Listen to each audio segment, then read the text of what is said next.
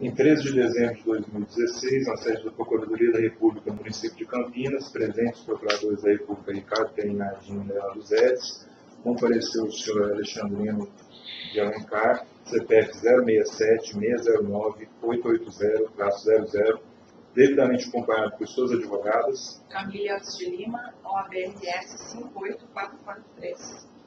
Cristina Rodrigues, 7314. A fim de prestar depoimento em razão da celebração de acordo de colaboração com o Ministério Público Federal. Neste momento, todos os presentes são cientificados da proibição do uso de quaisquer instrumentos de gravação ou registro de áudio ou vídeo próprios e declaram não estar fazendo uso oculto ou dissimulado de qualquer equipamento sob as penas legais. Observadas todas as cautelas de sigilo determinadas e atendendo aos ditames da Lei 2.850 de 2013, notadamente quanto ao disposto dos artigos 4º a 7º, pergunta ao senhor Alexandrino. As advogadas ora presentes são suas defensoras legalmente nomeadas para lhe assistirem no presente ato? Sim. O senhor renuncia ao direito ao silêncio, reafirmando o compromisso legal de dizer a verdade? Sim. O senhor pretende colaborar de forma efetiva e voluntária com investigações e processos criminais nos termos firmados com o Ministério Público Federal? Sim. O senhor, junto de suas defensoras, autoriza expressamente e está ciente do registro audiovisual do presente ato de colaboração? Sim. O senhor está ciente de que os efeitos da colaboração premiada dependem de um ou mais dos resultados previstos no artigo 4º da Lei 12.850 de 2013? Sim. O senhor, no tocante ao anexo 12, ex-presidente Lula, em tráfico de influência em benefício do Grupo Odebrecht, pretende responder às questões formuladas? Sim. Então vamos às questões. Alexandrino, queria que o senhor nos dissesse como o senhor conheceu o ex-presidente Lula, os primórdios desse relacionamento, como ele foi se desenvolvendo ao longo dos anos, por gentileza. Eu conheci o Lula por volta de 1994. Quem foi que me apresentou ele foi o Emílio Odebrecht, porque na época o grupo estava iniciando uma investida extremamente agressiva na área de petroquímica. E como na área de petroquímica antes era do Estado, então nós precisávamos conversar com lideranças mais à esquerda, lideranças sindicais mais à esquerda, de modo a tentar influenciá-los e mostrar que nós não era uma ruptura que estava acontecendo, e sim uma continuidade de uma maneira mais competitiva e mais aberta. Deixa eu interromper brevemente. O senhor foi apresentado ao ex-presidente Lula pelo senhor Emílio Odebrecht. Como ele lhe foi apresentado? Qual que era a percepção do senhor Emílio Odebrecht em relação ao presidente Lula? Era uma figura considerada estratégica? Era importante ter esse relacionamento? A informação que o Emílio me passou foi que, por volta de 92 ou 93, por aí, com o crescimento das forças sindicais no Brasil e com o crescimento da figura do líder sindical Lula, ele já tendo sido candidato à presidência da República, o então governador Mário Covas fez questão de apresentar Lula e Emílio, por serem pessoas, eles têm uma característica muito intuitivas, então se apresentaram e aí começou esse relacionamento. Relacionamento esse que continuei com ele ao longo desses anos todos, por trabalhos que me delegavam, a própria organização, e pela questão petroquímica. A questão petroquímica, como era uma questão nova, privatizações, então isso demandava bastante informações e reuniões junto com o presidente Lula. E também eu depois, quando ele foi eleito presidente da República, talvez era eu e outras pessoas de Brasília, éramos pessoas designadas a participar de os eventos que a Presidente da República convidava o Grupo Odebrecht. Nós sempre estávamos presentes em Brasília ou em outros locais. Então eu tinha uma presença mais constante com ele. E depois, quando ele foi Presidente da República, eu antes de ser Presidente, um pouquinho antes de ser Presidente da República, conheci o Gilberto Carvalho, que se tornou o chefe de gabinete dele, que esse também queria uma relação bastante próxima do Gilberto Carvalho, e com ele também, indiretamente, se aproxima-se também de Lula. Né? Então, foi por aí que a gente começou a interagir com ele. E... Deixa eu interromper o senhor brevemente. O senhor tinha linha direta com o ex-presidente Lula? Não, eu tinha por Gilberto Carvalho. Passava pelo Gilberto Carvalho. Sim. O senhor Gilberto Carvalho, ele tinha alguma alcunha? Tinha como a alcunha era seminarista, por ele ter sido seminarista. Essa alcunha era utilizada nos e-mails internos. Tinha alguma referência? Uma referência a ele. Conversei com o seminarista, entende? Eu diria que toda a organização das pessoas do certo tipo sabia que estava conversando com o seminarista. Eu fazia questão nisso porque eu acho que o cargo de presidência da República requer uma liturgia.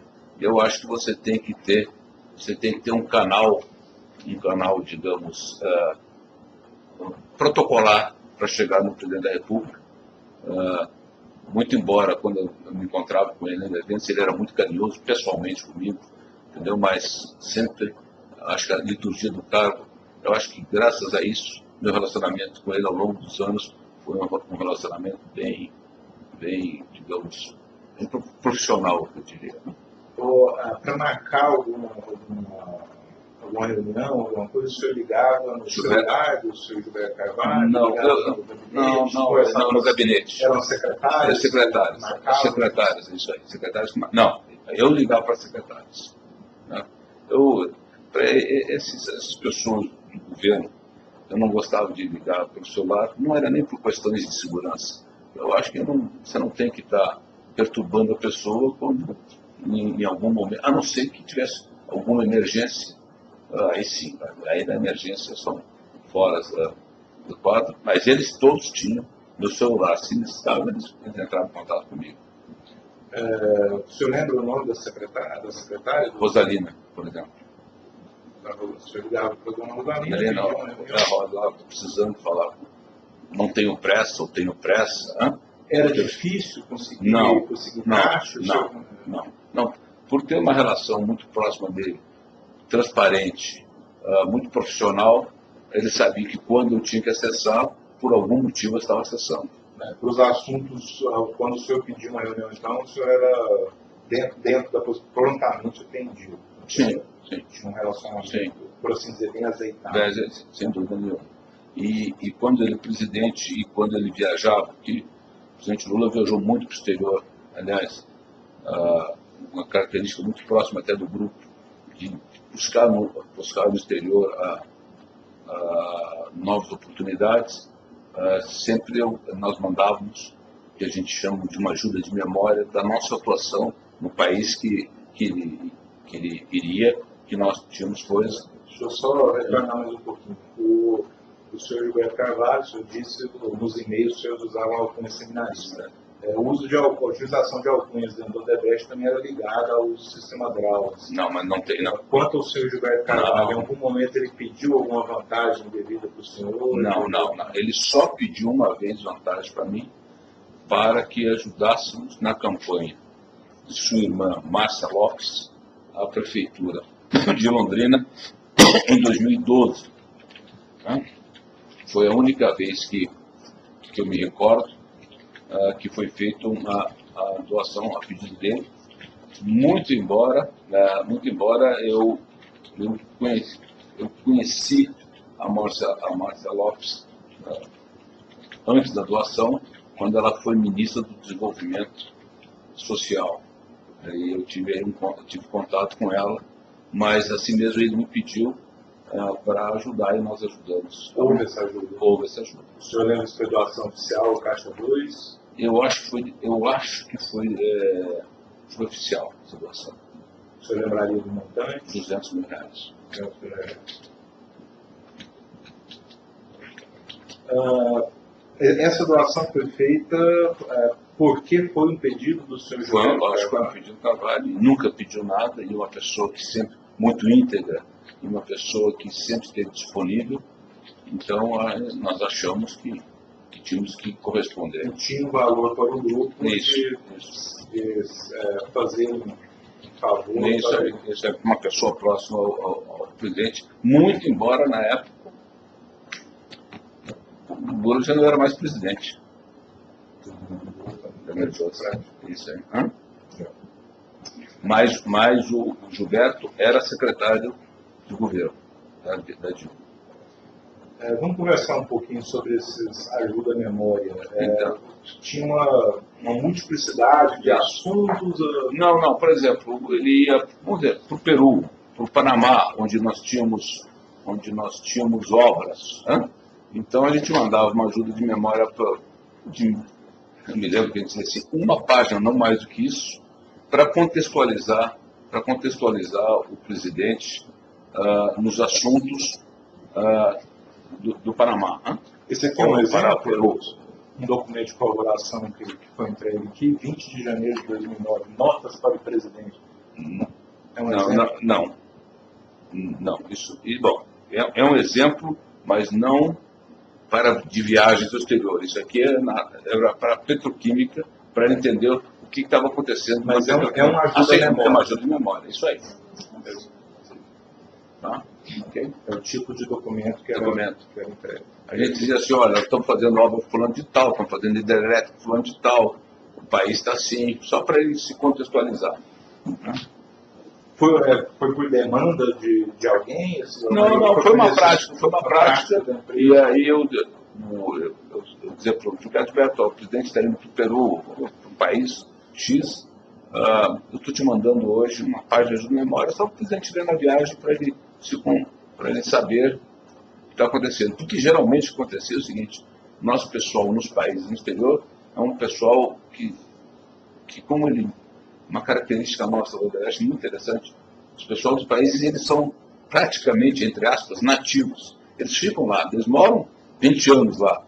Então, eles têm muita relação nos países.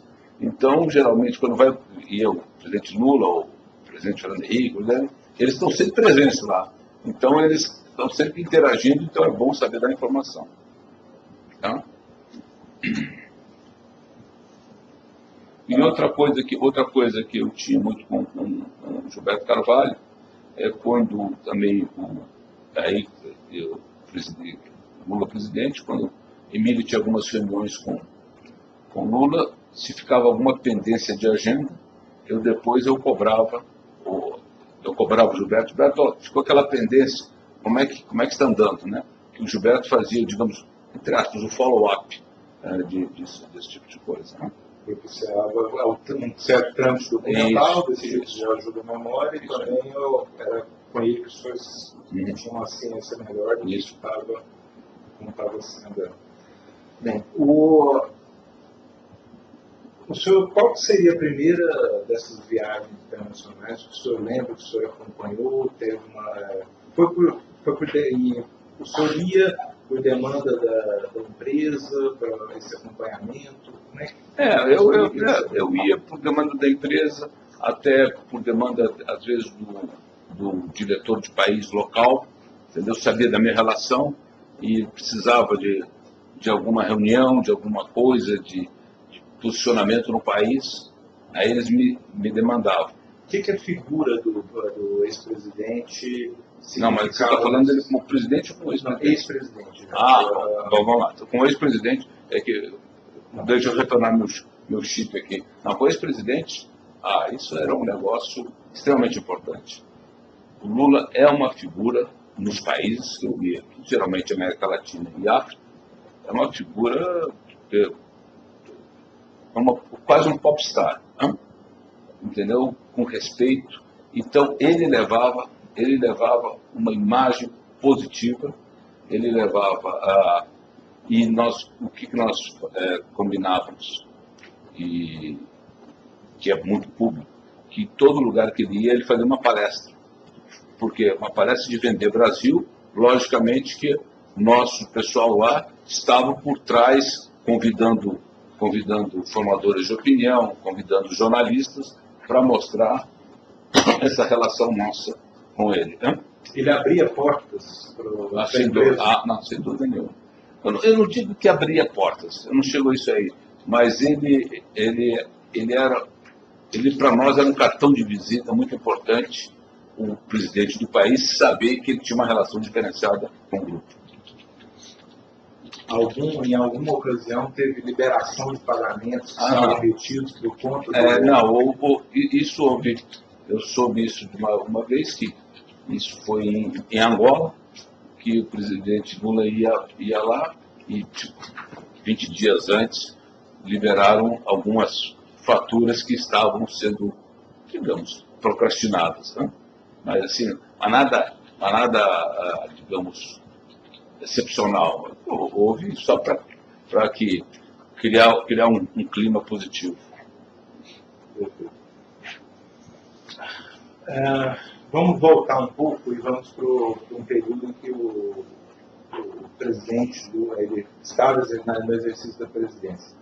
Uma viagem para o Peru, o senhor chegou a entregar um documento de colaboração, um documento 12C, e-mail encaminhado por Marcelo Odebrecht para Alexandrina Alencar, entre outros, contendo ajuda na hora sobre a agenda de interesse do grupo no Peru. O senhor lembra dessa agenda de interesse?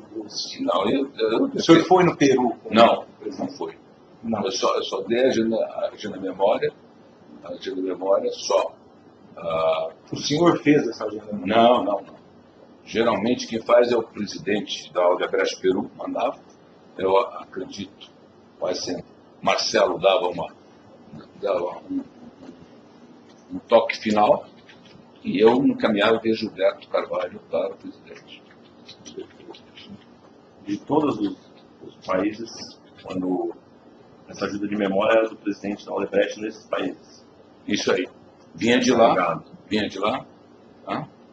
E aí vinha de lá e... Agora, quando ex-presidente, quando a gente ia para o país, muitas vezes eu viajava junto com ele, aí eu levava, presidente, dê uma lida aqui que vai acontecer, o senhor vai ver isso, nós estamos trabalhando tal. Né? O senhor, me corrija se eu estiver errado, o senhor privava de certa intimidade, acesso que o senhor me Odebrecht. Eu sim. Em algum momento ele chegou a fazer referência a algum pedido para o presidente Lula interferisse junto a seus correlatos em outros países? Sim, não sei. Geralmente o Rafael Correia, porque Rafael Correia nós tivemos uma disputa grande empresarial no Equador por causa de uma hidrelétrica e foi necessário, até nós tivemos colegas nossos que ficaram retidos na embaixada durante algum tempo, então teve que ter uma interferência política nisso aí. E com o Hugo Chávez, por definição, até pelo tamanho das obras que nós tínhamos lá, de tentar nos ter alinhamentos. Né? Os dois se davam muito bem, né? Eu vou pedir ao senhor que contextualize um pouco melhor esses pontos. Hugo Chávez, Venezuela. Qual foi o pedido? O que estava acontecendo? Qual era o interesse do grupo em jogo?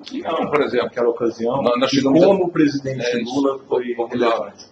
Nós estivemos estudando fazer projetos petroquímicos lá. Nós tivemos a própria refinaria aqui de Pernambuco, Reneste, entendeu? Que nós tínhamos interesse em construir. Nós temos metrô em Caracas, nós temos hidrelétricas, pontes. Tem um enorme projetos sociais de irrigação.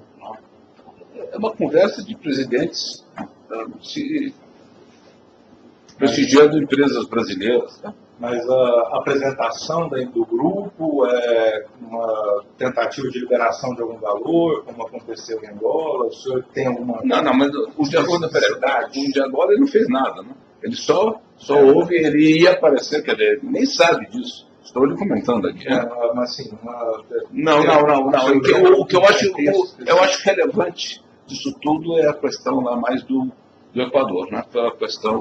Então vamos falar do Equador. Não, do Equador não, houve um problema numa obra nossa, que aí o presidente Rafael Correa andou até... nosso pessoal teve que ficar na Embaixada do Brasil, então tínhamos que interceder para liberar as pessoas, e tanto é que tudo se voltou hoje. Hoje nós estamos lá de novo. Mas teve um estresse para poder ajudar nesse estresse. Se o senhor quisesse que o presidente Lula aparecesse numa obra, num evento que era importante para o grupo, com quem como é que era? Como presidente, assim, eu discuti isso com o pessoal da agenda dele, entendeu? Onde Gilberto Carvalho era uma figura importante, não só o Gilberto Carvalho, como o pessoal da agenda dele. O senhor tinha encontros regulares com o senhor Gilberto Carvalho? Sim. Qual era a frequência aproximada? Acho que trimestral. Assim, trimestral, digamos, de modo institucional. Agora, quando precisasse, eu pegava o avião para Brasília. Quando tinha alguma demanda específica.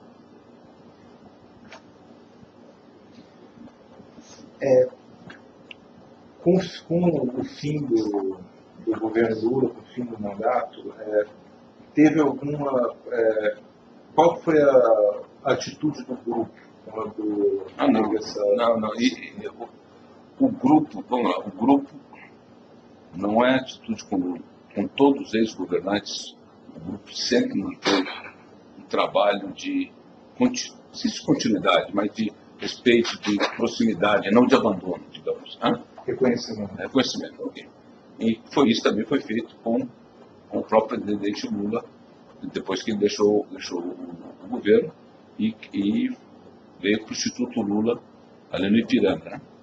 E aí, dentro desse programa de proximidade e dentro da característica dele, eu desenvolvi, com autorização do próprio Emílio Odebrecht, eu desenvolvi com o Paulo Okamoto esse programa das palestras. Entendeu? Tanto é que a primeira palestra que o Lula fez lá no exterior foi conosco. Entendeu? Os primeiros famosos $200 mil pagos foi através da gente. E pedi para o senhor explicar melhor esse desenvolvimento desse modelo das palestras do Paulo Okamoto. Como é que... Não, Paulo, eu acho que é importante. O presidente está precisando de recursos para ele, Eu acho que ele é uma pessoa que encanta as plateias, né? Vamos desenvolver um trabalho que possa ser feito nesses países e vamos demandando o nosso pessoal dos países. E a primeira palestra foi no Panamá.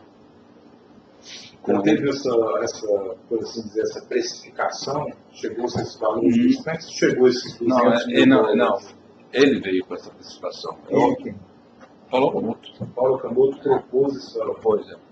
E ele sabia. Eu acho que ele usou como parâmetro Bill Clinton, esses internacionais, tá? 100 e poucos mil dólares. Ele precificou, subiu a régua e precificou em $200 mil. Tanto é que me conste, as 40 e tantas palestras que ele fez, todas foram $200 mil. Após o fim do mandato do ex-presidente,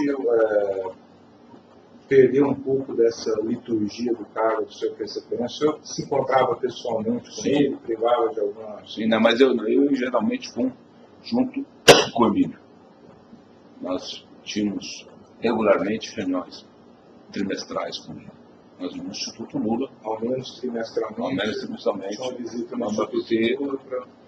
para conversar e para mostrar algumas demandas que nós achávamos que seriam interessantes, geopolíticas ou empresariais. Pedir para o senhor nos relatar uma reunião típica dessas. Não. Quem estava presente? Não, éramos 4 só. O presidente Lula, Paulo Okamoto, eu e Emílio. Uma demanda típica que era apresentada. O agronegócio. Quando a própria política do governo da presidenta Dilma congelou preços combustíveis, isso arrebentou com o setor do alto. Então nós vimos mostrar aqui para o presidente tudo que o senhor construiu, dizendo que o Brasil era uma nova Arábia Saudita, com o álcool, está sendo destruído. Isso, pode dizer que de mais de 3 visitas, esse tema foi um tema recorrente. Tinha um pedido para ele fazer uma intervenção, uma gestão, federal? Federal, conversar, porque ele conversava bastante com a presidente Dilma. Conversa com ela, mostra que o setor está se arrebentando. E como se arrebentou, né? Tinha receptividade? Acredito que ele conversava com ela agora. Ele conversar com ela e de algum fato acontecer. O senhor lembra de alguma demanda específica que foi apresentada numa dessas conversas do Instituto Lula e que foi resolvida? Apresentou-se uma demanda, presidente, tem um problema em algum órgão, alguma coisa? E... Nós não chegávamos a isso aí, até porque não achávamos que isso seria uma coisa que devíamos estar contratando com ele. Outro tema que eu me lembro, que é um famoso tema que é o do CID da Arena do Corinthians, né? Que conversávamos com ele para ver se ele conseguia conversar com o prefeito Fernando Haddad para achar alguma solução. E a CID era um problema de 420 milhões de reais, né? do estádio.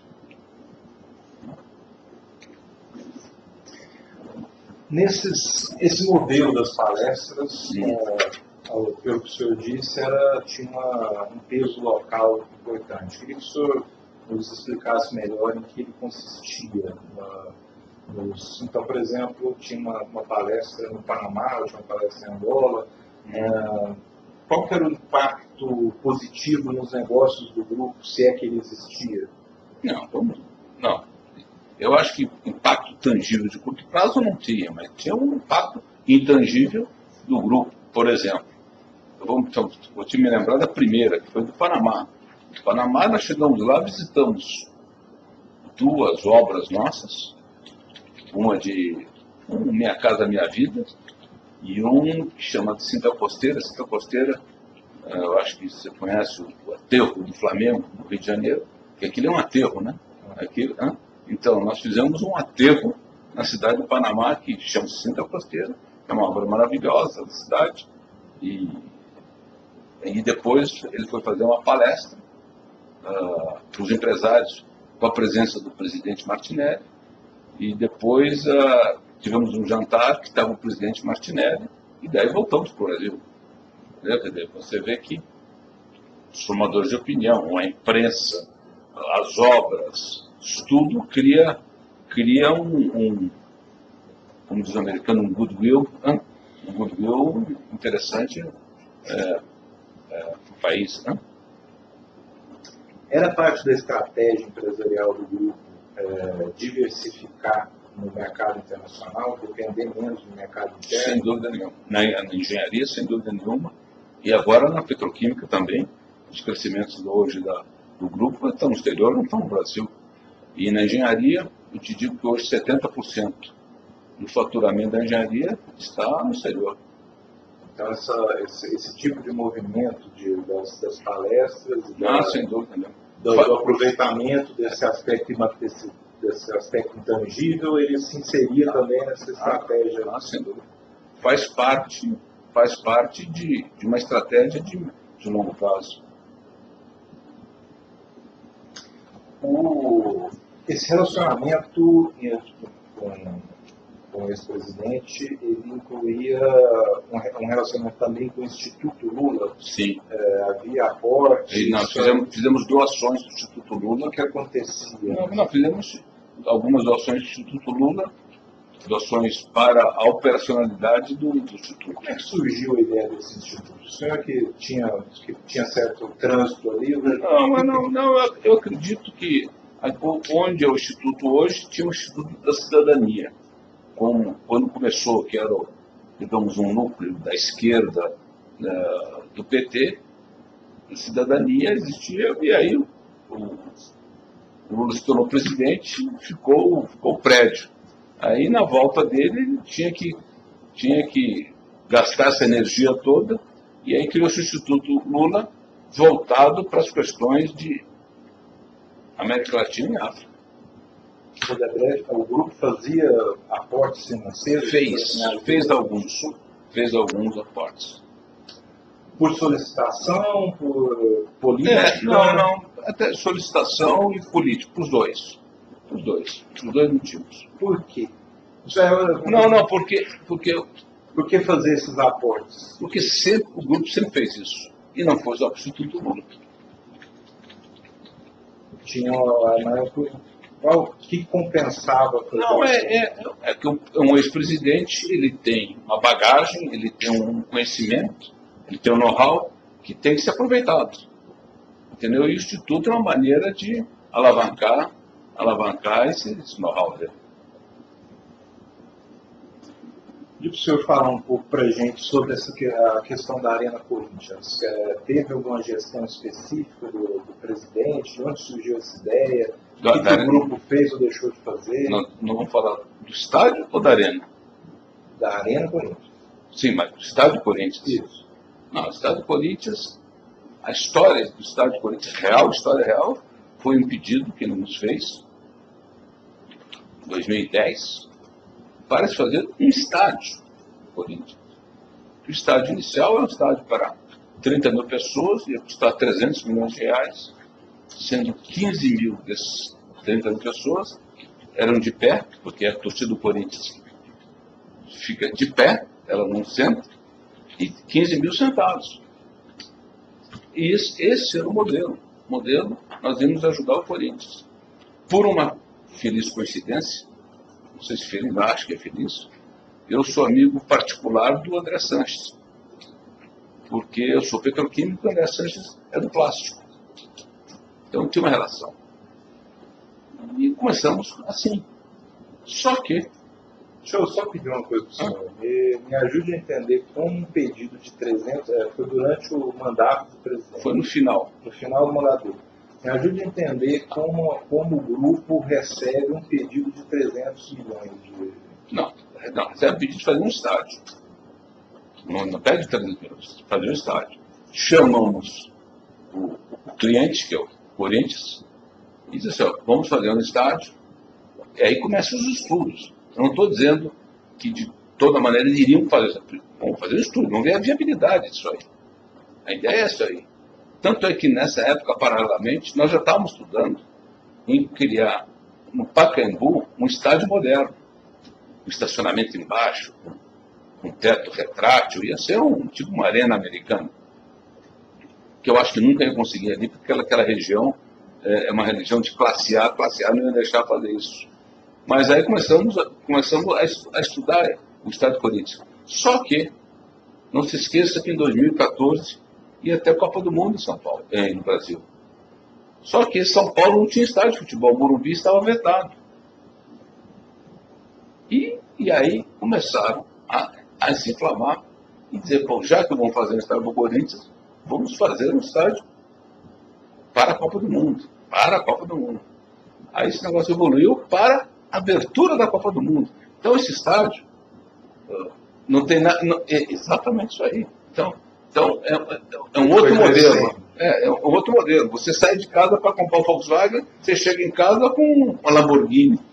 O que aconteceu é exatamente isso aí. Entendeu? Quer dizer, e as pessoas nos criticam. Tanto é que no estádio do Corinthians, o Estado de São Paulo, via governador Alckmin, botou 450 milhões de infraestrutura em torno do estádio. O prefeito Kassab nos prometeu uma síntese de 420 milhões. Quer dizer, isso tudo para viabilizar a Copa do Mundo em São Paulo. Logicamente, que aí o Corinthians aproveitava e criou o estádio. Não estou dizendo que... Mas a realidade é essa. O fato inicial é esse aí.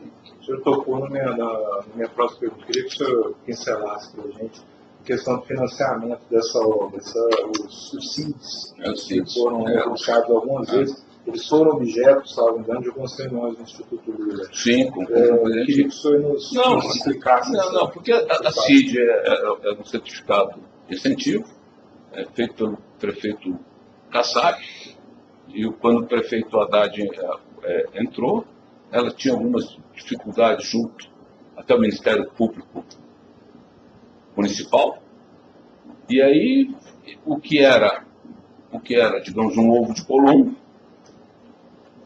ficou uma coisa frouxa. Até hoje, acho que só 10% das CIDs foram comercializadas. Então, e aí nós fizemos gestões com o presidente para ver se a gente conseguia achar uma solução, junto com o prefeito Haddad, para solucionar isso aí, porque é um recurso extremamente importante no estádio. Houve pedidos, então, ao ex-presidente para que gestionasse o prefeito de São Paulo. E ele conversou com o prefeito, mas não teve sucesso. Como é que o senhor sabe que teve essa conversa? Porque o Paulo Acamoto me comentou isso. O senhor pediu uma autorização, sim, o senhor Paulo Acamoto disse que houve... Me confirmou isso aí.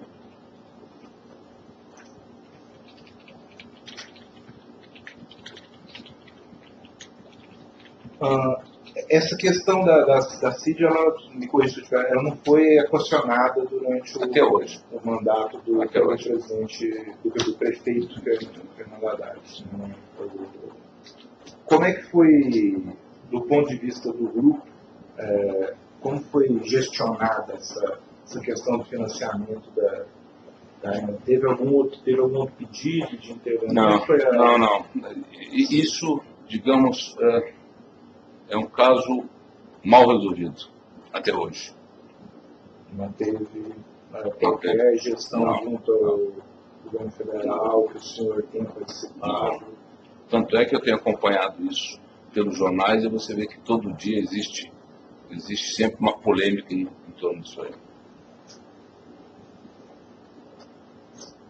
O senhor falou sobre a questão dos interesses da Odebrecht na área industrial, que teve também pedidos. Sem dúvida não.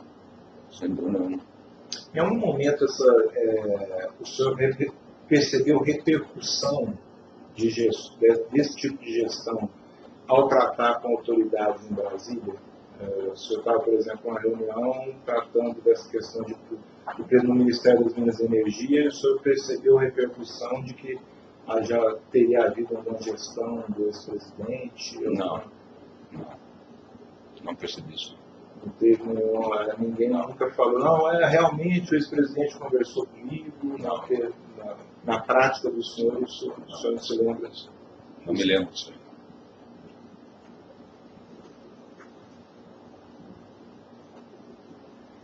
Queria que o senhor falasse para a gente de um jantar realizado na casa do senhor Marcelo Odebrecht em maio de 2012. O que aconteceu? De tempos em tempos, e não foi só no Marcelo, teve em outras casas, o presidente Lula ia jantar com alguns empresários. E uma deles jantar foi na casa do Marcelo Odebrecht, para se discutir conjuntura nacional e política, com as grandes lideranças brasileiras. Isso aí, numa das reuniões do Instituto Lula, nós estruturamos isso aí. Houve alguma gestão relativa a dificuldades na ferrovia transnordestina? Sim, isso nós estamos tendo uma dificuldade, uma discussão com o grupo dos Minas, do Benjamin Steinbrück, que é uma ferrovia que está parada até hoje, e nós tentamos ver se ele podia nos ajudar nisso, que é uma obra importante para o Brasil, e a obra parou, está parada até hoje. Mas também não teve solução de... Teve uma solução específica para isso. Com o ex-presidente, o senhor chegou a conversar sobre a Operação Lava Jato? Sim, nós tivemos em 2014, nós tivemos uma conversa com ele dizendo: presidente, Desculpando, então, onde foi essa conversa? Instituto Lula. E como é que foi a conversa? Então, conversa, presidente, a questão da Lava Jato é uma questão importante, relevante e que pode levar a consequências que a gente não podemos estar medindo. Né? Eu acho importante o senhor saber disso, o senhor está acompanhando isso, né? Porque da maneira que as coisas estão andando, pode ter consequências enormes, né? Porque nós sabemos o grau de extensão, nós sabemos um pedaço do grau de extensão que imagino que seja muito maior e o que está dando hoje, o que está acontecendo. Reação do ex-presidente? Ficou olhando, disse que ia se capacitar nisso aí. Depois conversei algumas vezes com o próprio Paulo Okamoto. Paulo, a operação é uma operação grande, né? Não é coisa pequena. Né? Isso pode ter efeitos grandes. Né? Então, foi isso aí. Eu queria conversar com o senhor um pouco sobre os dados de corroboração que foram apresentados. A gente tem inicialmente aqui alguns e-mails que tratam que falam desse Instituto do Ajuda à Memória. Então, aqui, por exemplo, o primeiro seria um e-mail do senhor Marcelo Odebrecht para o senhor sobre ajuda à memória para nosso amigo referente Equador. Amigo era uma designação utilizada para o ex-presidente. Sim. Isso é exatamente isso que não ajuda a memória. O Odebrecht não falou. Tá certo? Acho que o senhor chegou a nos explicar, o ajuda à memória começava na sede da empresa no país. Isso aí, alguém do Equador mandou para Marcelo. Marcelo mandou para mim e disse, podemos mandar isso para o presidente. Tá bom. Isso aí era o típico. O típico está aqui. 2006. Ó. Em 2006, o senhor pegava esse documento e encaminhava para o seu... Se o senhor tiver trabalho. O senhor encaminhava via e-mail, pessoalmente? E-mail. Eu achava que isso era republicano. Tem um outro ajuda à memória aqui para nossa família, ajuda à memória sobre nossa situação no Peru para ser enviada ao amigo. Amigo. Porque o amigo é amigo do Emílio. Tá? Por isso que está escrito amigo.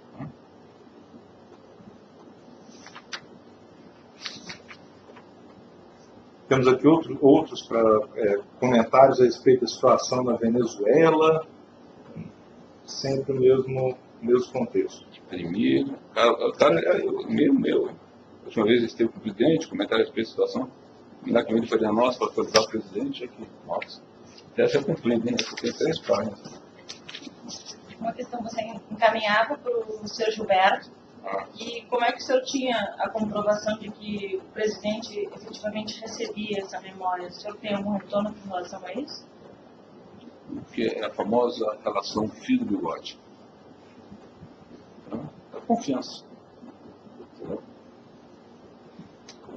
Em algum momento, alguma viagem que o senhor tem acompanhado, o senhor pôde perceber que nitidamente foi feita referência a algum dado que constante ajuda na memória? Sim.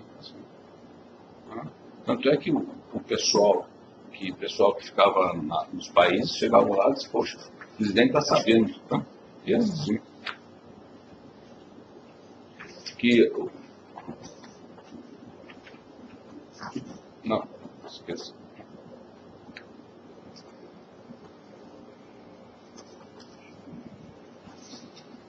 Essa é uma agenda do Instituto Lula? Isso, temos aqui uma agenda com LL 30 de 4 de 2013.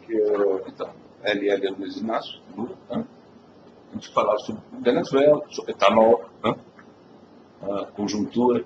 Conjuntura DR. DR, Dilma Rousseff. Dilma Rousseff. Conjuntura nacional. Né?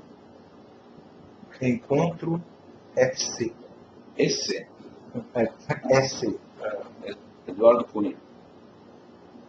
Eduardo Campos. Só. Não, que deve... O senhor lembra esse? Não, o Emílio deve ter tido encontro com o Eduardo Campos Conversou, tive que dar do campo. Peru, Equador, Colômbia, que ele fez a viagem para Peru, Equador e Colômbia. África, alguma coisa, Portugal, eu jantar em Portugal. Sociedade Esporte Corinthians Paulista. 2014, eleição.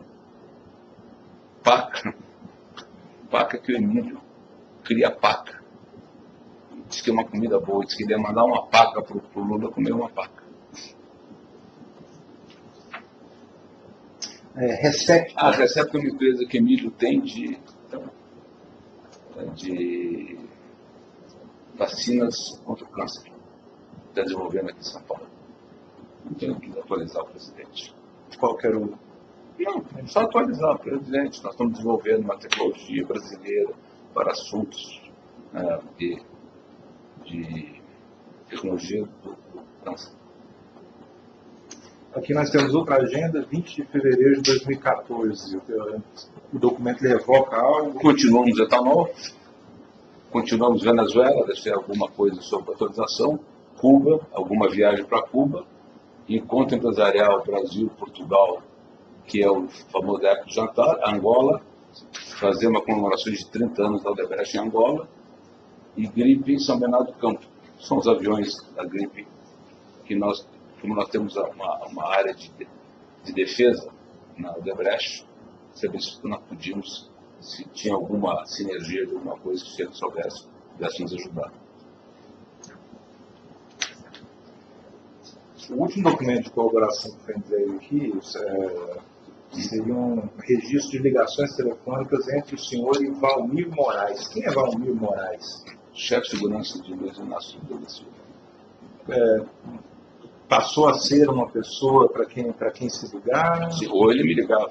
Aqui, vai e volta. O agendamento era com o senhor Valmir Não. Moraes? Isso é para saber. O presidente quer lhe falar, ou eu estou falando com o presidente. Eu ligava para o Valmir Moraes, que carrega o celular do presidente. Por que não, para o Paulo Camoto? Não, porque não, quando ele está transitando. Não quando ele está parado no lugar, eu ligo para o celular do ele está viajando. Ele está. Presidente ficava com esse senhor. O cara está em São Bernardo, não sei onde é que está. Né?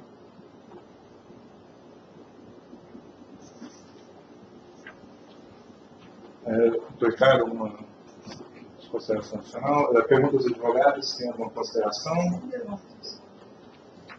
Tem alguma pergunta que eu não fiz para o senhor? Algum fato que o senhor acha que nesse anexo é relevante? Não, eu acho que foi muito transparente. Acho que todos os detalhes estão aí. Perfeito, então. Fim do termo.